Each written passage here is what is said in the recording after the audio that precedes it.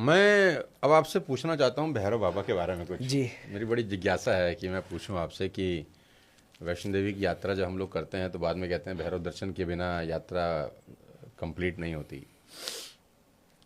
थोड़ा सा बताएं उसके देखिए बारे में। वो भैरव अलग हैं। अच्छा, वो भैरव अलग हैं। हाँ। और शिव जी का जो रूप है वो अलग भैरव है। अच्छा, भैरव भी दो हैं। हाँ, भैरव के काफ़ी सारे रूप हैं। अच्छा। काफ़ी अवतार हैं काल भैरव के। लेकिन जो वो भैरव है वो दैत्य वाले हैं जिनका माता भगवती ने संहार किया है। अच्छा। और माता भगवती के संहार के बाद, क्योंकि वो उनके भक्त थे पहले, तो माता भगवती ने ही उन्हें आशीर्वाद दिया है कि मेरी यात्रा तेरी यात्रा के बिना पूरी नहीं होगी। तो वो भैरव अलग हैं। और आप काल भैरव कौन सा बता रहे हैं? काल भैरव जो काशी के कोतवाल हैं, भगवान शिव जी का ही उग्र रूप जो है एक। काशी के कोतवाल बोलते काशी हैं। के कोतवाल। काशी में हर प्रकार की जो एक कानूनी व्यवस्था है, जैसे आप देखोगे भगवान विश्वनाथ के दर्शन के लिए जाएंगे आप, तो वहाँ जितनी भी कानूनी व्यवस्था है उन सब के जो सबसे बड़े देवता हैं वो काल भैरव ही हैं काशी के। काशी के कोतवाल उन्हें इसलिए कहा जाता है कि उनकी इच्छा के बिना वहाँ से कोई न जा सकता है वहाँ, न वहाँ से कोई अपने घर लौट सकता है जब तक उनकी इच्छा नहीं है। अच्छा। इसीलिए उन्हें काशी का कोतवाल कहा जाता है, क्योंकि भगवान शिव जी का इतना उग्र रूप है भैरव कि एक समय जब भगवान शिव जी और ब्रह्मा जी का आपस में कुछ प्रसंग, कुछ विवाद चल रहा था, तो भगवान भैरव जो उनका एक रूप है, काफ़ी प्रलयंकारी ऊर्जा है, ब्रह्मा जी की गर्दन उन्होंने काट दी थी अपने नाखून से ही, काल भैरव ने। तो फिर भगवान शिव जी ने उनको ये कहा कि ये एक ब्रह्म हत्या आपसे लग गई है, ब्राह्मण है, भगवान विधाता हैं, तो आप इसका जो है प्रायश्चित करने के लिए काशी की तरफ गमन कीजिए।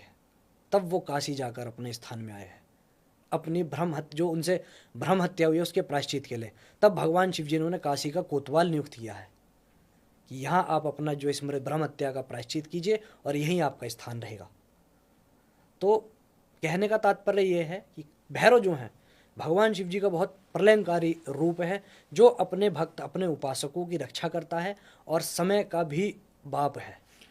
मुझे अब ये बताओ, हम बिल्कुल पॉडकास्ट के आखिरी फेज में पहुंच रहे हैं धीरे धीरे और करीब पहुंच गए हैं।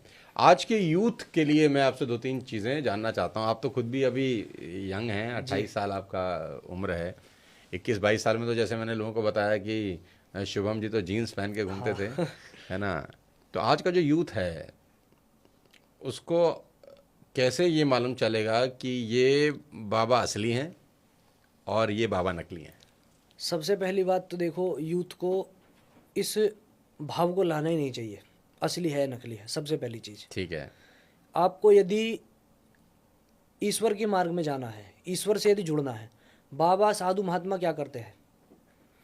दुर्लभो मानुषो देहो, मानुष देह जो है दुर्लभ है, देही नाम क्षणभंगुरा, देह जो दुर्लभ है उसके साथ साथ क्षणभंगुर है, कभी भी दिया बुझ जाता है।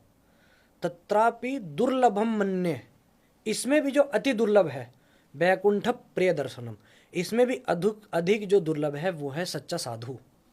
वो इतनी आसानी से नहीं मिलेगा। हाँ। उसके दर्शन मात्र से आपको वैकुंठ की प्राप्ति हो जाएगी।